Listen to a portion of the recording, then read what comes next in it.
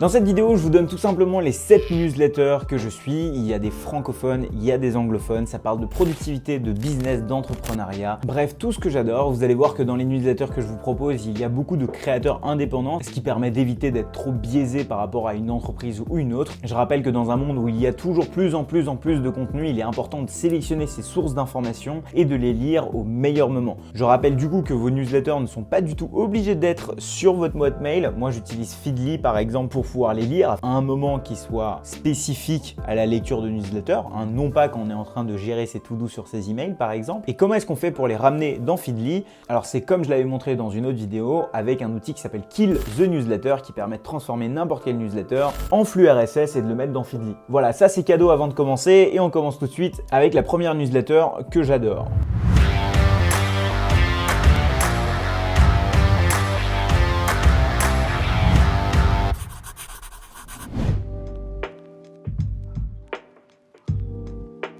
Vous savez que j'aime beaucoup le growth marketing et du coup les deux premières newsletters sont sur le growth et donc la première c'est celle de Yann Leonardi sur la growth semaine. C'est une newsletter qu'il va envoyer tous les dimanches dans laquelle il va déconstruire un petit peu tous les phénomènes, les réussites dans le growth. Donc généralement ça va être soit des success stories, soit ce qu'il voit passer, qu'il trouve d'intéressant et il va le décomposer toujours selon ce framework ARR que peut-être certains d'entre vous connaissent, qui est un framework assez connu dans le monde du growth et dont on avait longtemps parlé d'ailleurs sur une interview que j'avais faite avec lui il y a un an, donc elle doit s'afficher quelque part par là. Je trouve que Yann, voilà, il a une approche hyper pédagogique des choses. Il reste pas sur la hype des outils, etc. Il revient aux fondamentaux à chaque fois et il essaie de se poser la question sur comment telle et telle boîte a-t-elle réussi. Justement, là, il a fait un dernier épisode, je trouve, qui était génial avec comment est-ce que Booba a fait Harvard ou comment est-ce que Lena Situation a réussi sur YouTube. Il a aussi, du coup, cette chaîne YouTube que je trouve extraordinaire. Je vous invite à aller regarder tout ce qu'il fait parce que j'aurais adoré avoir toutes ces connaissances avant de commencer dans le growth, en sachant que moi, bon, vous savez, j'ai fait de l'informatique, j'ai fait de la tech, j'ai fait du code, et puis au-dessus, après, j'ai fait du growth. Et justement, il y avait peut-être des bases de marketing qui me manquaient, qui je trouvais que si j'avais eu à l'époque, eh bien, j'aurais pu avoir un angle de vue très différent que j'ai maintenant que je suis Yann. Donc voilà, merci Yann, si jamais tu passes par là, de m'éduquer à chaque fois. Dans la même catégorie de growth, il y a la missive de Skelesia. Je trouve assez cool, qui a une approche un petit peu différente, qui va là plus parler d'outils, qui va nous faire des découvertes à chaque newsletter. Je trouve que c'est des newsletters qui sont très bien copyrightés. Ils ont là aussi un format écrit que je trouve très bien. Ils vont décomposer pas mal de choses. Je trouve qu'ils font un travail qui est génial. Et puis pour ceux qui suivaient la chaîne à l'époque, on organisait aussi le Club Ensemble, qui était une émission hebdomadaire où on parlait de tous ces sujets, qui malheureusement a pris fin. Mais ça n'empêche qu'il fait du contenu, Benoît, de toujours aussi grande qualité, donc je vous invite à aller regarder ce qu'il fait. Ensuite, on a ici Dans la tête d'un philopreneur qui est une newsletter par Jean-Charles Kurdali, JCK, qui est coach et qui, là, est une newsletter sur le développement personnel, mais avec un axe très philosophique. C'est une approche que j'aime beaucoup. Et je trouve que le personnage, Jean-Charles Kurdali, est très intéressant parce que il a monté une boîte qui s'appelait Fetch, il a monté un podcast qui s'appelait Dans la tête d'un VC, qui est encore hyper populaire. Et puis derrière, il crée du contenu, etc. Donc moi, je trouve ça vraiment génial ce qu'il fait. Et aussi, j'ai eu de la chance d'être coaché par lui sur les 9 derniers mois. Et ça m'a beaucoup aidé à progresser et j'aime bien son approche qui, pareil, n'est pas sur les outils, les tendances, mais vraiment sur des basiques. Genre en ce moment, il parle énormément de stoïcisme, qui est un courant que j'aime beaucoup. Donc je vous invite là aussi à regarder tout ce qu'il fait. Ensuite, on a la newsletter de Théo Maréchal, qui s'appelle l'Indie Letter. Donc c'est pareil, une newsletter sur laquelle il va parler d'outils, il va parler de no-code. C'est un des créateurs dans le monde du no-code que j'aime beaucoup parce qu'il est indépendant, parce qu'il a une approche qui est un peu similaire à la mienne, où il va parler de productivité, d'automatisation, mais dans le but de faire quelque chose et pas du no-code pour faire du no-code. Et justement, on a des débats assez intéressants sur ClickUp, vs Notion, etc. Donc je vous invite à aller regarder ce qu'il fait. J'avais fait un épisode sur son émission de podcast, je vous mettrai les liens en commentaire également. Donc voilà, Indie Letter, c'est un peu la newsletter un peu technico-no-codienne que je vous laisserai aller voir.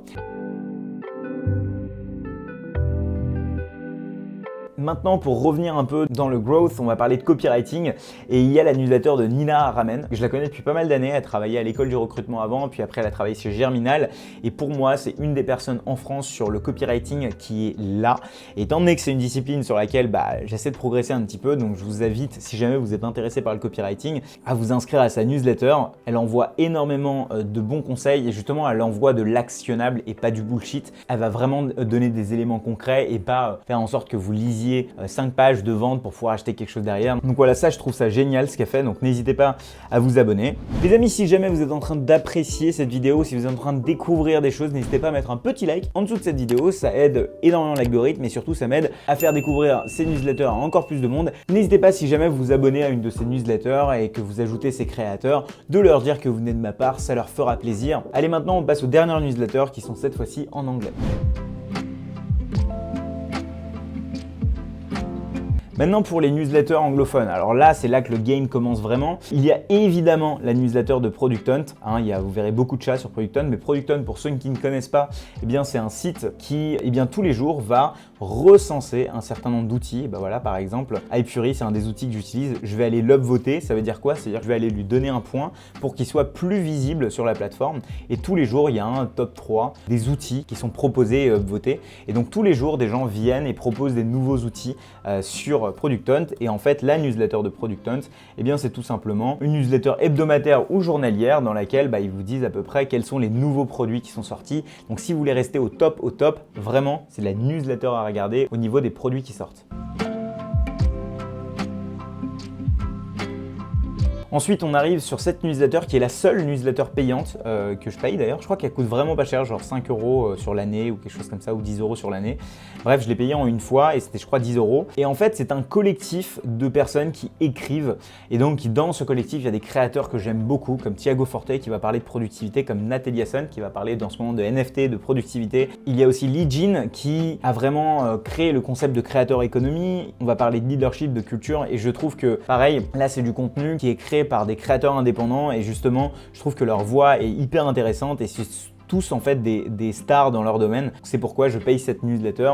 Je crois qu'ils en envoient 1 ou 2 par semaine et en tout cas chacun des numéros je suis mind blown à chaque fois. Je lis souvent Productivity et Stratégie mais je pense que les autres sont assez intéressantes aussi.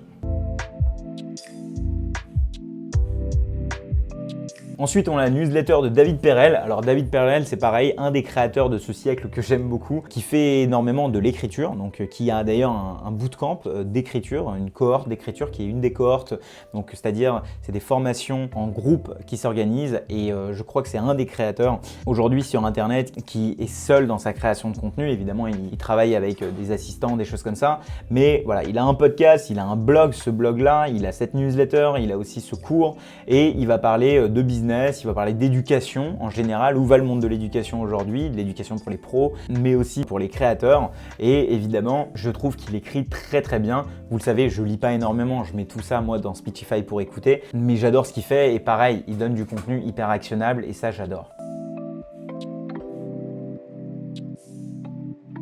Et enfin, la dernière newsletter sur le no-code, c'est celle de MakerPad. Pour ceux qui connaissent pas MakerPad et son fondateur, c'est vraiment le site qui a un petit peu amené le no-code, qui a vraiment démocratisé le truc à l'époque. Ils ont fait racheter par Zapier d'ailleurs. Mais son fondateur, Ben Tolsen, à l'époque, justement travaillait chez Product Hunt. Et je trouve que pareil, dans le monde du no-code, moi, c'est une des personnes que je suis parce que voilà, je trouve qu'il est à des années-lumière dans sa manière de penser et dans sa manière d'exécuter les choses. Alors oui, c'est en anglais malheureusement, mais dans sa newsletter, il y a à chaque fois des outils, des petits tutoriels, mais aussi des success stories de no-codeurs. Donc je vous invite à aller regarder ça. Comme je vous l'ai dit, c'est hyper important de sélectionner ses sources d'informations, donc ne prenez pas cet exercice à la légère. Ne faites pas en sorte que votre boîte mail soit totalement saturée par des newsletters et que vous ne les lisez pas. Mettez-les déjà dans Feedly ou dans n'importe quel logiciel si jamais vous en avez un autre, mais sortez-les de votre boîte mail. Et tout ce que vous lisez, eh bien surlignez-le, notez-le, faites en sorte que vous en souvenez à un autre moment. Tout ce que vous consommez sinon partira en fumée. Et donc une des techniques pour se souvenir de tout ce qu'on lit, c'est celle-là, c'est l'utilisation